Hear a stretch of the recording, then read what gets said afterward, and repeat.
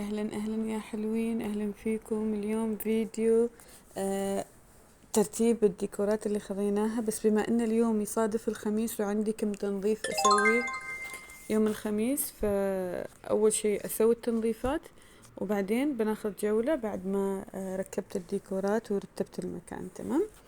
اول شيء الله يسلمكم، نظفت هذه الطاولة الدائرية، بوريكم وين حاطتنها الحين. بس لان عندي كومة غسيل ما تتخيلوا كيف، يعني غسلتهم وخليتهم في السلة بدون ما ارتبهم ولا حطيتهم في الكبت ولا شيء، فمسببين لي ازمة وزحمة ما تتخيلوها. تخيلوا اغسل واحط في السلة، اغسل واحط في السلة. فالحين لان اليوم الخميس واليوم متفقة مع الاولاد ان نطلع ان شاء الله. هم عادة يوم الخميس يروحوا بيت امي، وبعدين الجمعة أنا أروح هناك ونرجع مع بعض يوم الجمعة، والسبت عمتي تكون عندي يعني. بس هذا الخميس قررت إني أطلع معاهم أنا وهم، أنا والأولاد، وإذا سمحت الظروف إن شاء الله بصور لكم فيديو وين بنروح. المهم بما أن هذا فلازم أخلص الملابس وأشوف وش بيلبسوا اليوم وإيش ما يلبسوا وكذا، فتعرفوا قبل الطلعة كيف. فخلونا نرتب الملابس كذا، وبعدين عندي تنظيف حمام الضيوف الله يكرمكم. هل لك سر عند الله بينك أنت وبين الله؟ هل لك صدقات تخفى لا يعلمها إلا الله؟ قصص لا تكشف إلا بكتابك حين ترى الله. ما أحراك بهذا أن يكبر قدرك عند الله. هل لك سر عند الله بينك أنت وبين الله؟ هل لك صدقات تخفى لا يعلمها إلا الله؟ هل لك سر عند الله بينك أنت وبين الله؟ طبعا هنا دخلت لدورة المياه الله يكرمكم. دورة مياه الضيوف كانت نظيفة أصلا، لأني قبلها بيوم كان عندي تنظيف عميق وكان عندي ضيوف، فاضطريت أني أصلا أنظفها تنظيف عميق. يعني بس بنغسل المغسلة كذا والمرحاض الله يكرمكم، والأرضية بس بسوي عليها شوية ماي وصابون وأسحب الماي خلاص، يعني ما يحتاج فرك وكذا. إلا شوية الحنفية هنا الغطا هذا مالها خربان، فاضطر اشيله واحطه كذا على صوب، علشان اذا تسكر يمسك الماي، ما يمشي يعني ما يروح. فقلت انظفها مرة واحدة شوية صابون كذا، وانظف هذا الغطا مال هذا الماي الفتحة، وانظف المرحاض الله يعزكم، والارضية سريعة مثل ما خبرتكم، يعني ما في شغل واجد الحمام الحمد لله، لاني كنت منظفتنا. بس ولدي وزوجي يحبوا يستخدموا هذا الحمام، وفرشاة أسنانهم والمعجون وكل شي هنا. وكل يوم الصباح أو كل يوم لما أنظف الحمامات الله يكرمكم لازم أخذه وأودي الحمام الثاني. يلا مو مشكلة.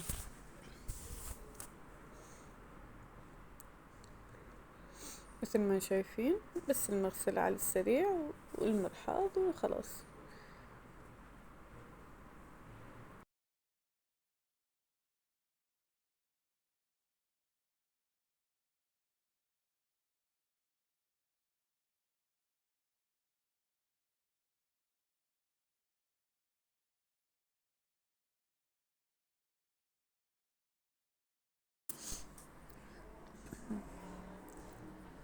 شايفين كيف صارت تلمع الحمد لله.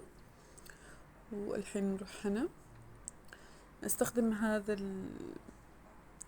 المنظف، راويتكم اياه قبل من شركة بحر، شركة عمانية، فيديو واحد من الفيديوهات، راح احط لكم الرابط هنا في صندوق الوصف، او بحطه في البطاقات اللي تطلع فوق. المهم نظفته كذا على السريع وخلاص. سوري على الاهتزاز هذا، كنت احاول انزل الكاميرا تحت وبدون ما اسوي ستوب.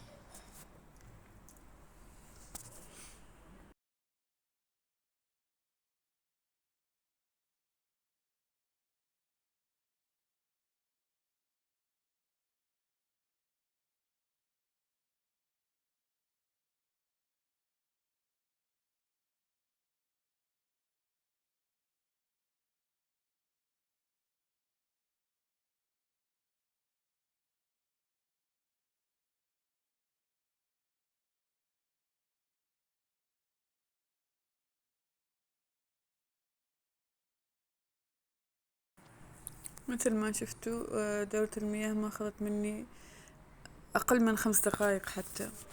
هنا بسحب الماي خلاص، وكذا يكون خلصنا دورة المياه وصارت نظيفة وتلمع وريحتها حلوة. ونروح نشوف باقي أشغالنا، أو نروح جولة في البيت بعد ما سوينا، مو البيت كامل، المدخل والمجلس.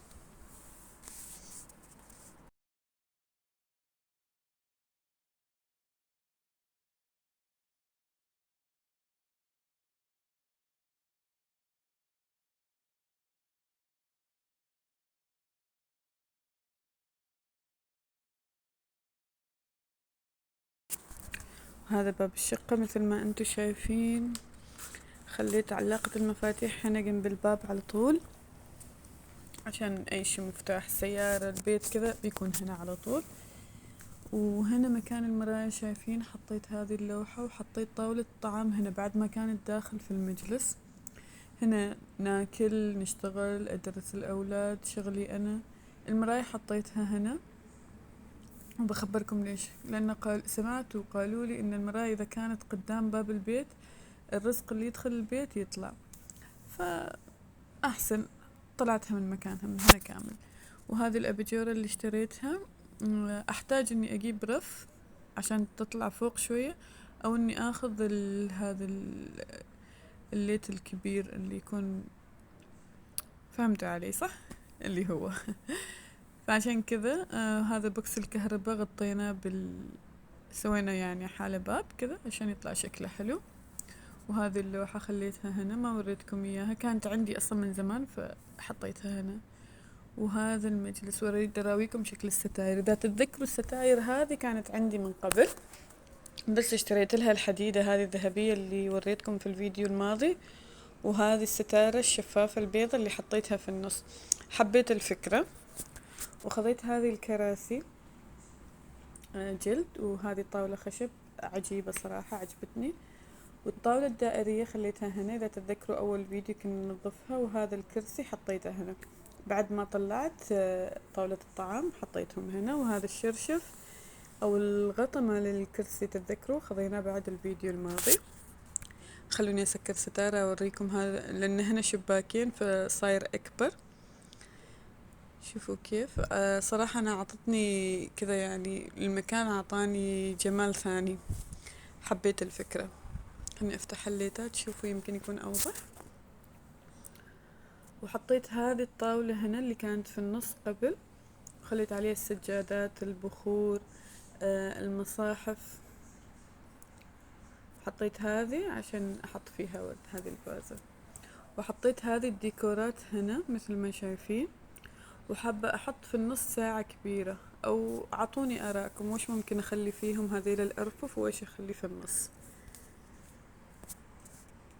الصراحة شفت في هوم سنتر ساعة واجد حلوة وحابة أخليها هنا. عباس يسلم عليكم ويقولكم لا تنسوا تشتركوا في القناة وتحطوا تعليقات حلوة لماما.